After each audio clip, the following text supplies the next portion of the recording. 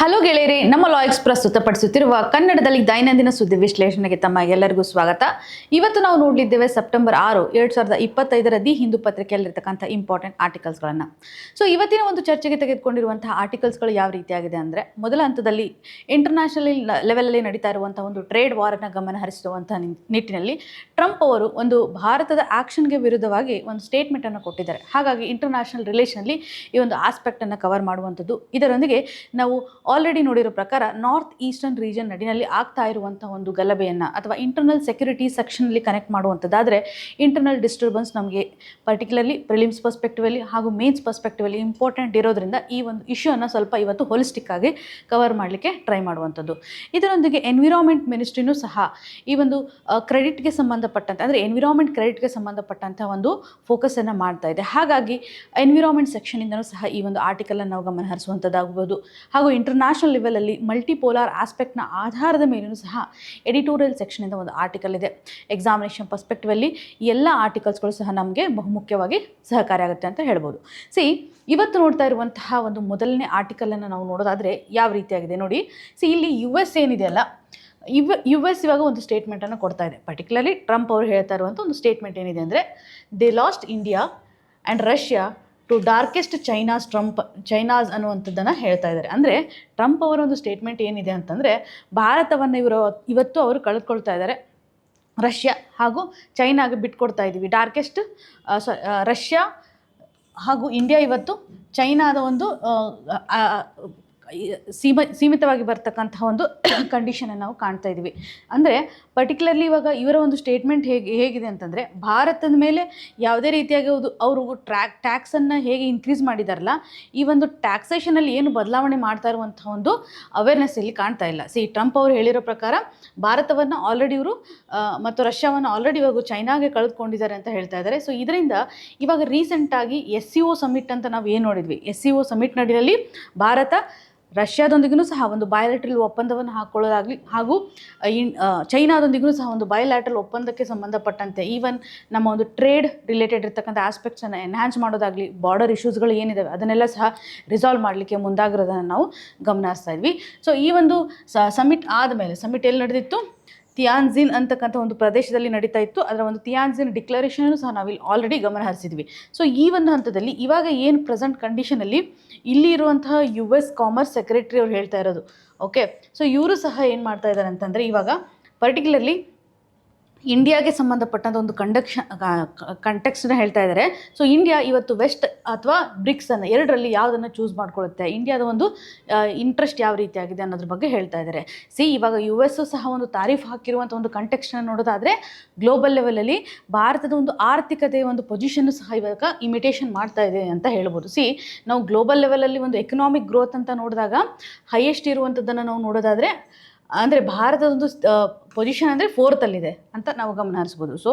ಇದರಿಂದ next again ನಾವು US ಅನ್ನು ನೋಡ್ತೇವೆ, ಚೈನಾವನ್ನು ನೋಡ್ತೇವೆ ಹಾಗೂ ಜರ್ಮನನ್ನು ನೋಡ್ತೇವೆ. ಈ ರೀತಿಯಾಗಿ ಪರ್ಟಿಕ್ಯುಲರ್ಲಿ ಈ ಒಂದು ಗ್ಲೋಬಲ್ ಲೆವೆಲಲ್ಲಿರ್ತಕ್ಕಂಥ ಪೊಸಿಷನಲ್ಲಿ ನಾವು 4th ಪೊಸಿಷನಲ್ಲಿ ನೋಡ್ತಾ ಇರೋದು ಯಾರು ಅಂತಂದರೆ ಭಾರತವನ್ನು, 5th ಪೊಸಿಷನಲ್ಲಿರೋದು ಜಪಾನನ್ನು.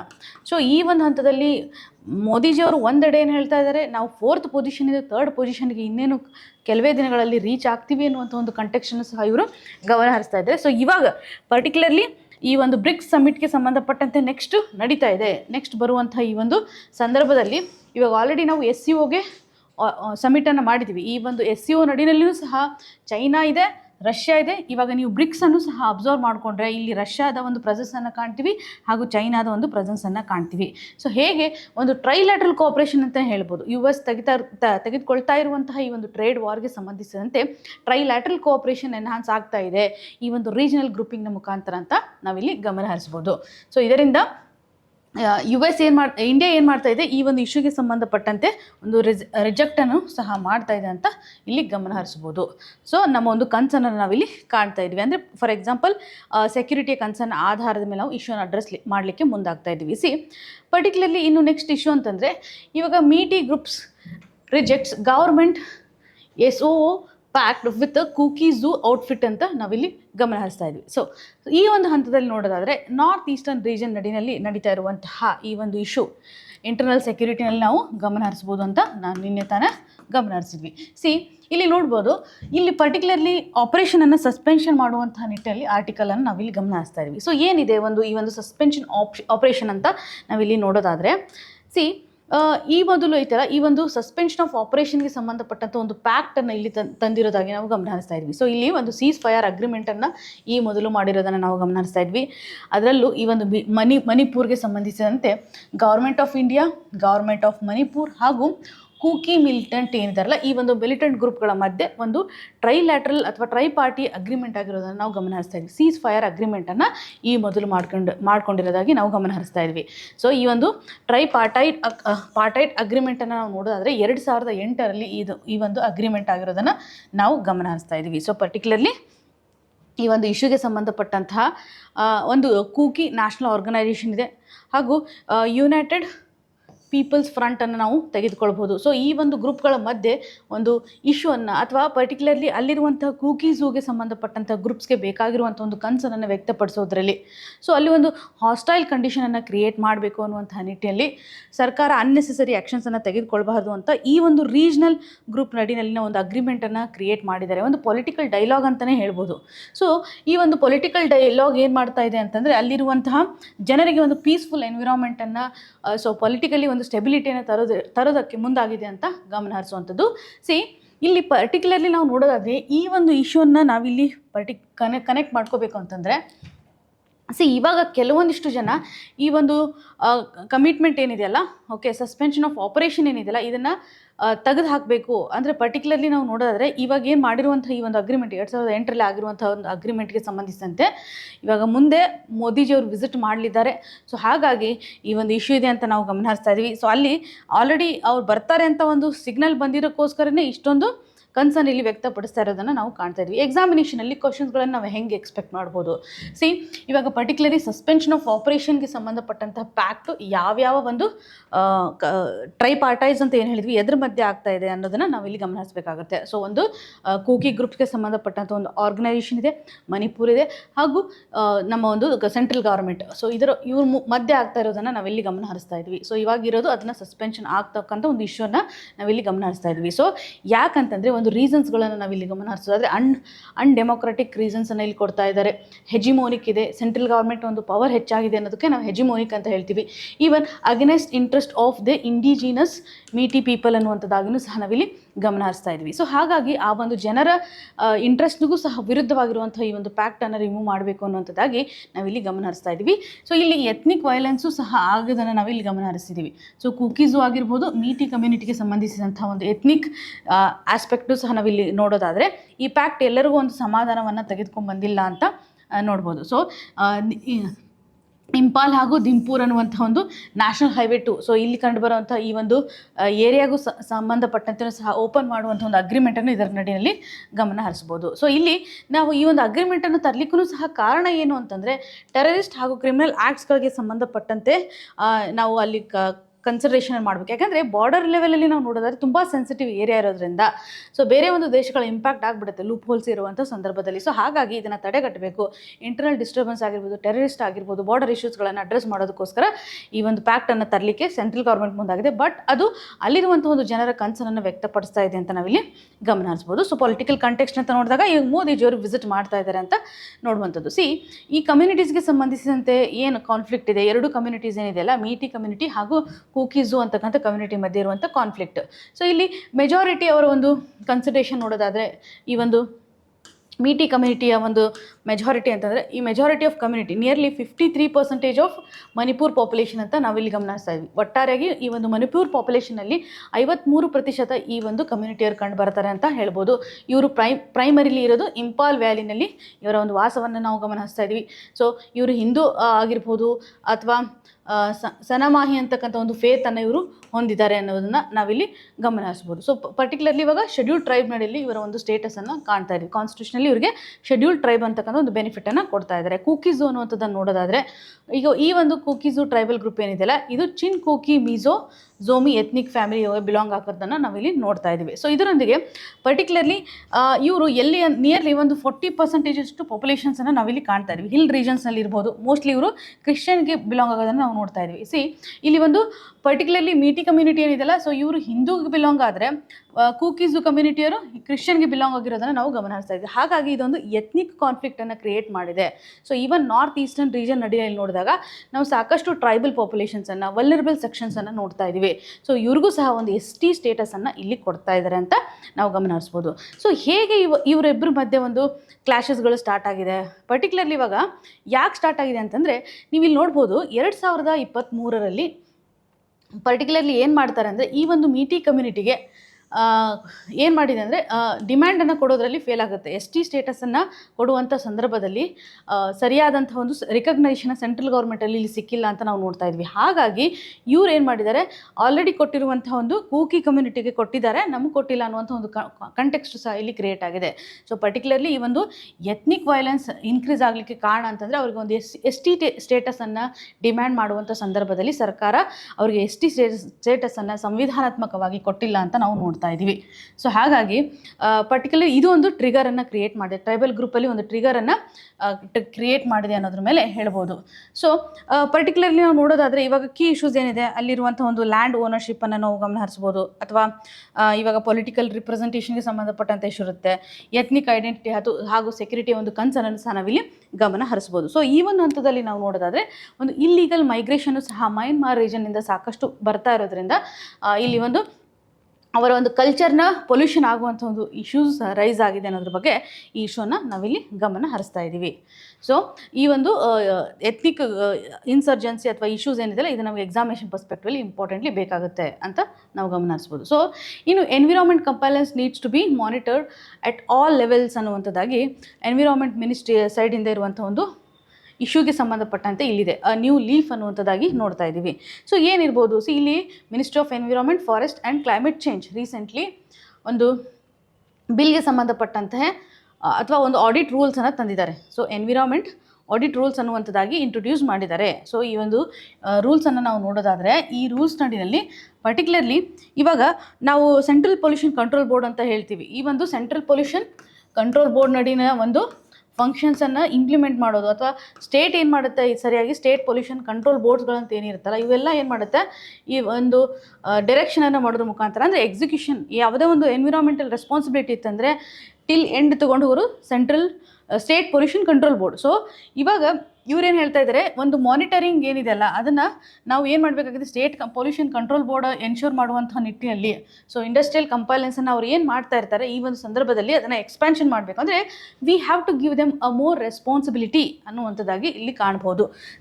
ಪರ್ಟಿಕ್ಯುಲರ್ಲಿ ನೋಡೋದಾದರೆ, ಇವಾಗ ಅಲ್ಲಿ ಇರುವಂಥ ಇಶ್ಯೂಸ್ಗಳೇನಿರುತ್ತೆ, manpower, resources, infrastructure. Okay, so ಯಾವುದೇ ಒಂದು ಸರ್ಕಾರದ ಎಂಟಿಟಿ ಫಂಕ್ಷನ್ನ ಮಾಡಬೇಕು ಅಂದರೆ ಅಥವಾ ಎಫಿಷಿಯನ್ಸಿಯನ್ನು ತೋರಿಸ್ಬೇಕು ಅಂತಂದರೆ ಅದಕ್ಕೆ ಸರಿಯಾದಂಥ ಒಂದು resources important, human resource important ಆಗುತ್ತೆ.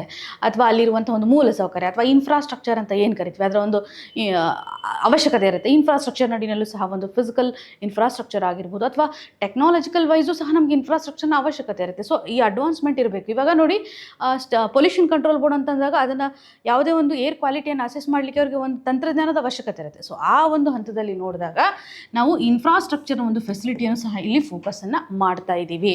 ಇನ್ನು ಪ್ರೈವೇಟ್ ಆಡಿಟರ್ಸ್ಗೆ ಸಂಬಂಧಪಟ್ಟಂತೆಯೂ ಸಹ ಈಗ ಪ್ರೈವೇಟ್ ಆಡಿಟರ್ಸ್ ಅಂತ ಇರ್ತಾರೆ. ಸೊ ಅವ್ರಿಗೂ ಸಹ ನಾವೇನು ಮಾಡಬೇಕಾಗುತ್ತೆ, ರಿಕಗ್ನೈಷನನ್ನು ಮಾಡಬೇಕಾಗುತ್ತೆ. ಫಾರ್ ಎಕ್ಸಾಂಪಲ್, ಇವಾಗ ಚಾರ್ಟೆಡ್ ಅಕೌಂಟೆಂಟ್ಸ್ ಏನಿರ್ತೀವಿ, ಸೊ ಇವರು ಸಹ ಒಂದು ಇವ್ಯಾಲ್ಯೂಯೇಷನ್ ಮಾಡಲಿಕ್ಕೆ ಇವರನ್ನು ಸಹ ಈ ಒಂದು ರೂಲ್ಸ್ ನಡಿನಲ್ಲಿ ಇನ್ಕ್ಲೂಡ್ ಮಾಡೋದು, ಅಂದರೆ ಅವ್ರಿಗೆ ಬೇಕಾಗುವಂಥ ಒಂದು ಫೋಕಸನ್ನು ಸಹ ಇಲ್ಲಿ ಕೊಡ್ತಾ ಇದ್ದಾರೆ ಅಂತ ಹೇಳ್ಬೋದು. ಸೊ ಇಲ್ಲಿ ಆಡಿಟ್ಗೆ ಸಂಬಂಧಪಟ್ಟಂತೆ ಗ್ರೀನ್ ಕ್ರೆಡಿಟ್ ರೂಲ್ಸ್ಗಳನ್ನು ಸಹ ತರಲಿಕ್ಕೆ ಮುಂದಾಗಿರೋದನ್ನು ನೋಡ್ತಾ ಇದ್ದೀವಿ. ಸೊ ಗ್ರೀನ್ ಕ್ರೆಡಿಟ್ ರೂಲ್ಸ್ ಎದಕ್ಕೆ ಸಂಬಂಧಪಟ್ಟಿದೆ ಅಂತ ನಿಮಗೆ ಪ್ರಿಲಿಮ್ಸರಿ ಕ್ವಶನ್ಸನ್ನು ಫ್ರೇಮ್ ಮಾಡುವಂತಹ ಒಂದು ಸಾಧ್ಯತೆ ಇರುತ್ತೆ ಅಂತ.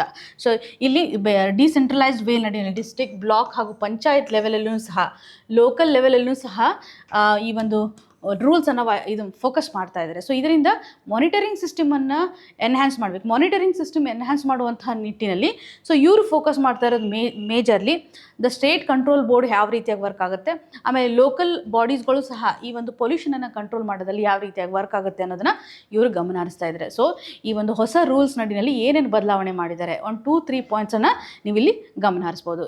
ಡಿಸೆಂಟ್ರಲೈಸ್ಡ್ ವೇ ಲೆವೆಲಲ್ಲಿ ನಾವು ಪೊಲ್ಯೂಷನನ್ನು ಕಂಟ್ರೋಲ್ ಮಾಡಲಿಕ್ಕೆ ಒಂದು ಅಥಾರಿಟಿಯನ್ನು ಕೊಡ್ತಾ ನೋಡ್ತಾ ಇದ್ದೀವಿ. ಈವನ್ ಪ್ರೈವೇಟ್ ಎಂಟಿಟಿ ಬಂದಿರ್ತಾರಲ್ಲ, ಸೊ ಆ ಒಂದು ಪ್ರೈವೇಟ್ ಎಂಟಿಟಿಗೂ ಸಹ ಒಂದು ಕ್ರೆಡಿಟ್ಗೆ ಸಂಬಂಧಪಟ್ಟಂತೆಯೂ ಸಹ ಫೋಕಸನ್ನು ಮಾಡ್ತಾ ಇದೆ. ಅಂದರೆ ಈ ಒಂದು ಅಕೌಂಟೆಂಟ್ಸ್ ಏನು ಬರ್ತಾರಲ್ಲ, ಸೊ ಅವ್ರಿಗೂ ಸಹ ಒಂದು ಈ ಒಂದು ರೂಲ್ಸ್ ನಡಿಯಲ್ಲಿ ಇನ್ಕ್ಲೂಡ್ ಮಾಡಿದ್ದಾರೆ. ಅವರನ್ನು ಸಹ ಇಲ್ಲಿ ಇನ್ಕ್ಲೂಡ್ ಮಾಡಲಿಕ್ಕೆ ಮುಂದಾಗಿದ್ದಾರೆ ಅಂತ ನೋಡ್ಬೋದು.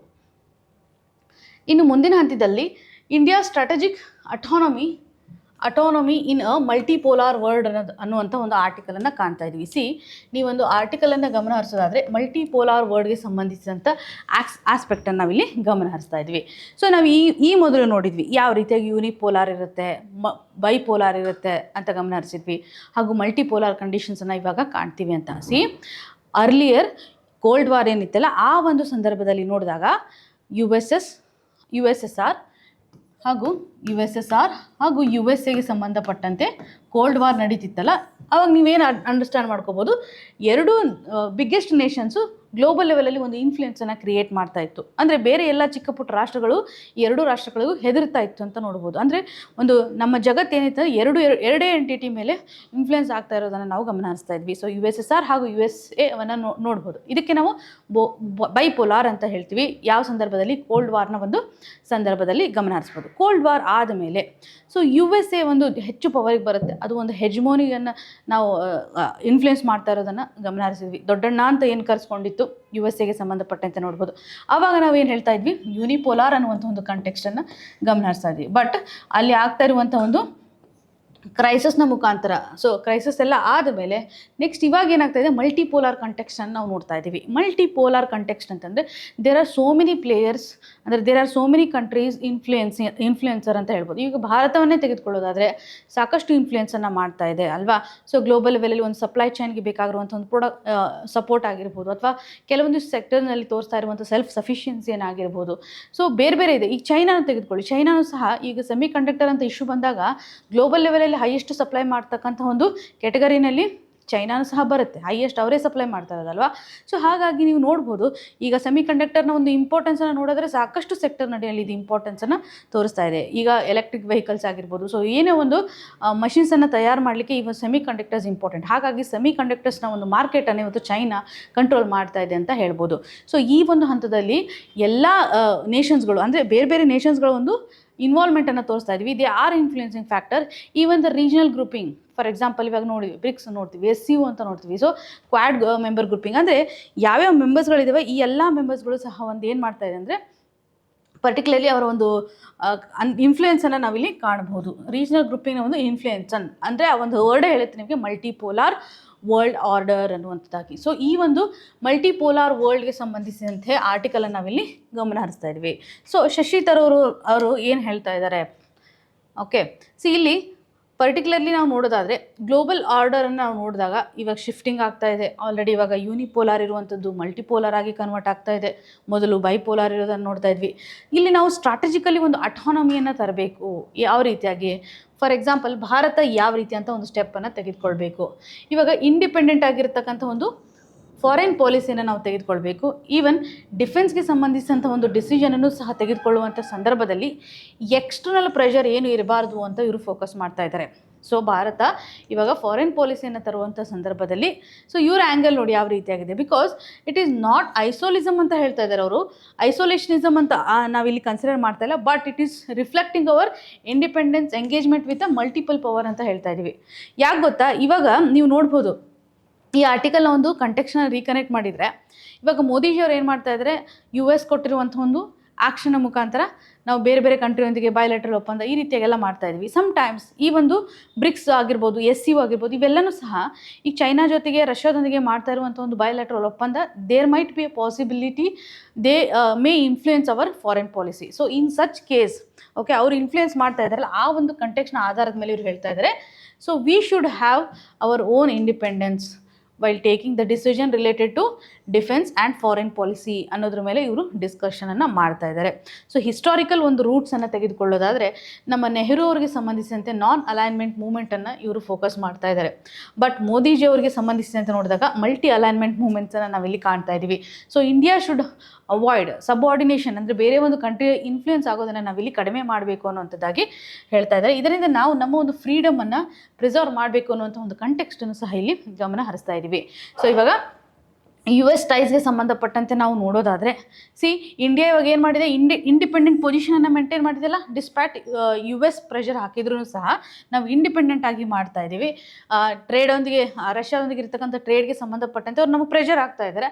ಬಟ್ ಅಂದ್ರೂ ಸಹ ನಾವು ಅವ್ರದ್ದು ಏನು ಹೇಳಿದ್ರು ತಲೆ ಕೆಡಿಸ್ಕೊಂಡಿಲ್ಲ ಅಂತ ಹೇಳ್ಬೋದು. ಸೊ ಇವಾಗ ನಾವು ಆ್ಯಂಟಿ ಅಮೇರಿಕನ್ ಅಂತ ಮಾಡ್ತಾ ಇಲ್ಲ, ಅಥವಾ ಪ್ರೊಟೆಕ್ಟಿಂಗ್ ಅವರ್ ನ್ಯಾಷನಲ್ ಇಂಟ್ರೆಸ್ಟ್ ಅಂತ ಹೇಳ್ಬೋದಲ್ವಾ. ಸೊ ನಾವು ಯಾವುದೇ ರೀತಿಯಾಗಿ ನಾವು ಯು ಎಸ್ಗೆ ಸಂಬಂಧಿಸಿದಂತೆ ಒಂದು ಸೈಲೆನ್ಸನ್ನು ಅಥವಾ ನ್ಯೂಟ್ರಾಲಿಟಿಯನ್ನು ನಾವಿಲ್ಲಿ ತೋರಿಸ್ತಾ ಇದ್ದೀವಿ. When talking about China and Russia, China ಮತ್ತು ರಷ್ಯಾಗೆ ಸಂಬಂಧಿಸಿದಂತೆ ಈಗ ನೋಡಿ, ಪರ್ಟಿಕ್ಯುಲರ್ಲಿ ಇವಾಗ ಬಾರ್ಡರ್ ಕ್ಲಾಶಸ್ಗಳಿದ್ದಾವೆ. ಚೈನಾ ಅಂತ ಬಂದಾಗ ಸಾಕಷ್ಟು ಬಾರ್ಡರ್ ಕ್ಲಾಶಸ್ಗಳನ್ನು ನಾವು ಕಾಣ್ತೀವಿ. ಸೊ ಈ ಮೊದಲು ಮತ್ತು ಇವಾಗ ಇಂಡೋ ಪೆಸಿಫಿಕ್ ರೀಜನಲ್ಲಿ ಇರುವಂಥ ಒಂದು ಕಾಂಪಿಟೇಷನ್ಸ್ ಆಗಿರ್ಬೋದು. ಸೊ ಇವರ ಒಂದು ಇನ್ಫ್ಲೂಯೆನ್ಸನ್ನು ಸಹ ನಾವು ಇಲ್ಲಿ ನೋಡ್ತಾ ಇದ್ದೀವಿ. ಚೈನಾದೊಂದಿಗೆ ಇರ್ತಕ್ಕಂಥ ಬೇರೆ ಬೇರೆ ಇಶ್ಯೂಸ್ಗಳು ಇದ್ದಾವೆ ಅಲ್ವಾ. ಸೊ ಆ ಇಶ್ಯೂಸ್ ಇದ್ರೂ ಸಹ ನಾವಿವಾಗ ಏನು ಮಾಡ್ತಾ ಇದ್ದೀವಿ, ಬೇರೆ ಬೇರೆ ಪ್ಯಾಕ್ಟನ್ನು ಮಾಡಲಿಕ್ಕೆ ಮುಂದಾಗ್ತಾ ಇದ್ದೀವಿ. ಸೊ ರಷ್ಯಾನೂ ಸಹ ಒಂದು ಹಿಸ್ಟಾರಿಕಲ್ ಪಾರ್ಟ್ನರ್, ಮತ್ತು ಡಿಫೆನ್ಸ್ ಹಾಗೂ ಎನರ್ಜಿಗೆ ಸಂಬಂಧಿಸಿದಂತೆ ನೋಡಿದಾಗ ಈಗ ಅವ್ರು ಏನು ಮಾಡ್ತಾ ಇದ್ದಾರೆ, ಪರ್ಟಿಕ್ಯುಲರ್ಲಿ ಉಕ್ರೈನ್ ವಾರಲ್ಲಿ ಅವರು ಇನ್ವಾಲ್ವ್ ಆಗಿರೋದನ್ನು ನಾವು ನೋಡ್ತಾ ಇದ್ದೀವಿ. ಸೊ ನಾವು ಇಲ್ಲಿನೂ ಸಹ ಒಂದು ಇಂಡಿಪೆಂಡೆನ್ಸ್ ಸ್ಟಾನ್ಸನ್ನು ತೆಗೆದುಕೊಳ್ಬಹುದು ಅನ್ನುವಂಥ ಒಂದು ಕಂಟೆಕ್ಸ್ಟ್ನ ಅಡ್ರೆಸ್ ಮಾಡಲಿಕ್ಕೆ ಟ್ರೈ ಮಾಡ್ತಾ ಇದ್ದಾರೆ. ಅಂದರೆ ಇಟ್ಸ್ ಆಲ್ ಅಬೌಟ್ ಬ್ಯಾಲೆನ್ಸ್ಡ್ ಅಪ್ರೋಚನ್ನು ನಾವು ಇಲ್ಲಿ ಕಾಣ್ಬೋದು. ಇವಾಗ ಯು ಎಸ್ ಆಗಿರ್ಬೋದು, ರಷ್ಯಾ ಆಗಿರ್ಬೋದು, ಚೈನಾ ಆಗಿರ್ಬೋದು, ಯುರೋಪಿಯನ್ ಯೂನಿಯನ್ ಆಗಿರ್ಬೋದು, ನಮ್ಮ ಪ್ರಯಾರಿಟಿ ಏನಿರಬೇಕಂತಂದರೆ ಇಂಡಿಪೆಂಡೆನ್ಸನ್ನು ನಾವಿಲ್ಲಿ ತೋರಿಸ್ಬೇಕು ಅಂತ.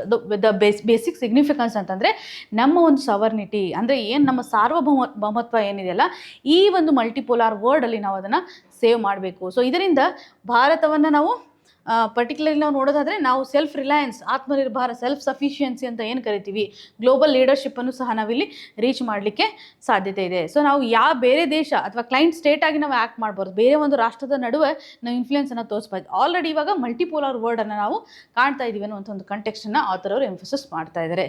ಸೊ ಈ ಒಂದು ಜಿಯೋ ಪೊಲಿಟಿಕ್ಸ್ನನ್ನು ಹೊರತುಪಡಿಸಿ ಬೇರೆ ಬೇರೆ, ಫಾರ್ ಎಕ್ಸಾಂಪಲ್ ಟೆಕ್ನಾಲಜಿ ಆಗಿರ್ಬೋದು, ಎಕನಾಮಿಕ್ ರೆಸಿಲಿಯನ್ಸ್ ಆಗಿರ್ಬೋದು, ಸೆಕ್ಯೂರಿಟಿಗೆ ಸಂಬಂಧಪಟ್ಟಂತೆ ಏನೇನು ಇಶ್ಯೂಸ್ಗಳಿದಾವಲ್ಲ, ಇದರಲ್ಲಿ ನಾವು ಹೆಚ್ಚು ಫೋಕಸನ್ನು ಮಾಡಬೇಕು ಅನ್ನುವಂಥದ್ದಾಗಿ ಗಮನ ಹರಿಸ್ತಾ ಇದ್ದೀವಿ. ಸೊ ಜಿಯೋ ಪೊಲಿಟಿಕ್ಸನ್ನು ಹೊರತುಪಡಿಸಿ ಬೇರೆ ಬೇರೆ ಇಶ್ಯೂಸ್ಗಳು ಇದ್ದಾವೆ, ಅದನ್ನು ನಾವು ಹೆಚ್ಚು ಎನ್ಹಾನ್ಸ್ ಮಾಡೋದ್ರಿಂದ ನಮ್ಮಲ್ಲಿ ಒಂದು ಸ್ಟೆಬಿಲಿಟಿ ಬರುತ್ತೆ ಅನ್ನೋದ್ರ ಮೇಲೆ ಹೇಳ್ತೀವಿ. ಆರ್ಥಿಕವಾಗಿ ಒಂದು ಸ್ಟೆಬಿಲಿಟಿಯನ್ನು ಹೊಂದ್ಬೋದು, ಪೊಲಿಟಿಕಲ್ ಸ್ಟೆಬಿಲಿಟೀಸ್ ಏನೇನು ಇಶ್ಯೂಸ್ ಅವನ್ನೆಲ್ಲನೂ ಸಹ ನಾವೊಂದು ಸ್ಟ್ರಾಂಗ್ ಮಾಡಬೇಕು. ಇದರಿಂದ ನಾವು ಬೇರೆ ಯಾವುದೇ ರಾಷ್ಟ್ರ, ಬಿಕಾಸ್ ನೀವು ನೋಡಿ ನಮ್ಮದೊಂದು ಪ್ಲಸ್ ಪಾಯಿಂಟ್ ಅಂತಂದರೆ, still India have a working age populations, there is a potential, and even the consumer pattern ತುಂಬ ಜಾಸ್ತಿ ಇದೆ. ಕನ್ಸಂಪ್ಷನ್ ಜಾಸ್ತಿ ಇರೋದ್ರಿಂದ ಚೈನಾಗೆ ನಮ್ಮ ಒಂದು ಅವಶ್ಯಕತೆ ಇದೆ ಅಂತ ಹೇಳ್ಬೋದು. ಸೊ ಈ ಒಂದು ಹಂತದಲ್ಲಿ ನಾವು ನೋಡಿದ್ರೆ ಮಲ್ಟಿಪೋಲಾರ್ ವರ್ಲ್ಡ್ ನಡಿಲಿ ಭಾರತ ಇಂಡಿಪೆಂಡೆಂಟ್ ಆಗಿ ಒಂದು ಡಿಸಿಷನ್ನ ತೆಗೆದುಕೊಳ್ಬೇಕು ಅಂತ ಇಲ್ಲಿ ಎಂಫಸಿಸನ್ನು ಮಾಡ್ತಾರೆ. ಇದ್ರ ಮೇನ್ಸ್ ಪರ್ಸ್ಪೆಕ್ಟಿವ್ಲಿ ನಿಮಗೆ ತುಂಬ ಇಂಪಾರ್ಟೆಂಟ್ಲಿ ಬೇಕಾಗಿರುವಂಥ ಒಂದು ಡೈಮೆನ್ಷನ್. ಇಲ್ಲಿ ಮೇನ್ಸ್ ಕ್ವಶನನ್ನು ನಾವು ನೋಡೋದಾದರೆ, ಮೇನ್ಸ್ ಕ್ವಶನಲ್ಲಿ ಸಿಂಪಲ್ ಆಗಿ ಕೇಳಿರೋದು ಏನಂತಂದರೆ, discuss role of state and central government in managing ethnic conflict in Manipur ಅಂತ ನೋಡ್ತಾ ಇದ್ದೀವಿ. So suggest measures to build a long term peace ಅನ್ನುವಂಥ ಒಂದು ಕಂಟೆಕ್ಸ್ಟ್ನ ಗಮನ ಹರಿಸ್ಬೋದು. ಸೊ ಇಲ್ಲಿ 250 ವರ್ಡ್ಸ್ಗೆ ಈ ಒಂದು ಆರ್ಟಿಕಲನ್ನು ಈ ಒಂದು ಕ್ವಶನನ್ನು ಅಡ್ರೆಸ್ ಮಾಡಲಿಕ್ಕೆ ಟ್ರೈ ಮಾಡಿ. ಇನ್ನು ಪ್ರಿಲಿಮ್ಸ್ ಕ್ವಶನನ್ನು ನಾವು ನೋಡೋದಾದರೆ, ಪ್ರಿಲಿಮ್ಸ್ ನಡಿನಲ್ಲಿ ಕೇಳಿರುವಂಥ ಕ್ವಶನ್ನು ಎನ್ವಿರಾನ್ಮೆಂಟ್ ಆಡಿಟ್ ರೂಲ್ಗೆ ಸಂಬಂಧಿಸಿದಂತೆ 3 ಸ್ಟೇಟ್ಮೆಂಟ್ಸನ್ನು ಇಲ್ಲಿ ಕೊಡಲಾಗಿದೆ. ಸೊ ಇಲ್ಲಿ ಪ್ರೈವೇಟ್ ಏಜೆನ್ಸೀಸ್ಗಳನ್ನು ಎಂಪವರ್ ಮಾಡಲಿಕ್ಕೆ ಈ ಒಂದು ಆ್ಯಕ್ಟ್ನಲ್ಲಿ ಪ್ರೊವಿಷನ್ಸನ್ನು ಕಾಣ್ತಾ ಇದ್ದೀವಿ ಅಂತ ಒಂದನೇ ಸ್ಟೇಟ್ಮೆಂಟ್ ಆದರೆ, ಸೆಕೆಂಡ್ ಸ್ಟೇಟ್ಮೆಂಟ್ನಲ್ಲಿ they expand the monitoring of compliance beyond the state pollution control board ಅನ್ನುವಂಥದ್ದಾಗಿ ಕಾಣ್ತಾ ಇದೆ. ಅಂದರೆ ಲೋಕಲ್ ಗವರ್ನೆನ್ಸ್ ಅಂತ ನಾವು ಅದರ ಆಸ್ಪೆಕ್ಟ್ ಮೇಲೆ ಇಲ್ಲಿ ಐಡೆಂಟಿಫೈ ಮಾಡ್ಬೋದು. Audits rule, these rule can also be linked with the green credit rules ಅನ್ನುವಂಥದ್ದಾಗಿ ನಾವು ನೋಡ್ತಾ ಇದ್ವಿ. ಸೊ 3 ಸ್ಟೇಟ್ಮೆಂಟ್ಸ್ ಅಡಿಯಲ್ಲಿ ಸರಿಯಾದಂಥ ಒಂದು ಸ್ಟೇಟ್ಮೆಂಟ್ ಯಾವುದಿದೆ ಅಂತ ಕಮೆಂಟ್ ಸೆಕ್ಷನಲ್ಲಿ ಮೆನ್ಷನ್ ಮಾಡಿ. ಸೊ ಇವತ್ತು ಡಿಸ್ಕಸ್ ಮಾಡಿರುವಂಥ ಆರ್ಟಿಕಲ್ಸ್ಗಳು ನಿಮಗೆ ನೀಟಾಗಿ ಅರ್ಥ ಆಗಿದೆ ಅಂತ ನಾನು ಭಾವಿಸ್ತಾ ಇದ್ದೀನಿ. ನಿಮ್ಗೆ ಏನೇ ಕನ್ಸರ್ನ್ ಇದ್ರೂ ಸಹ ಕಮೆಂಟ್ನ ಮುಖಾಂತರ ತಿಳಿಸಿಕೊಡಿ ಅಂತ ಹೇಳ್ತಾ, ಆಲ್ ದಿ ವೆರಿ ಬೆಸ್ಟ್. ಧನ್ಯವಾದಗಳು.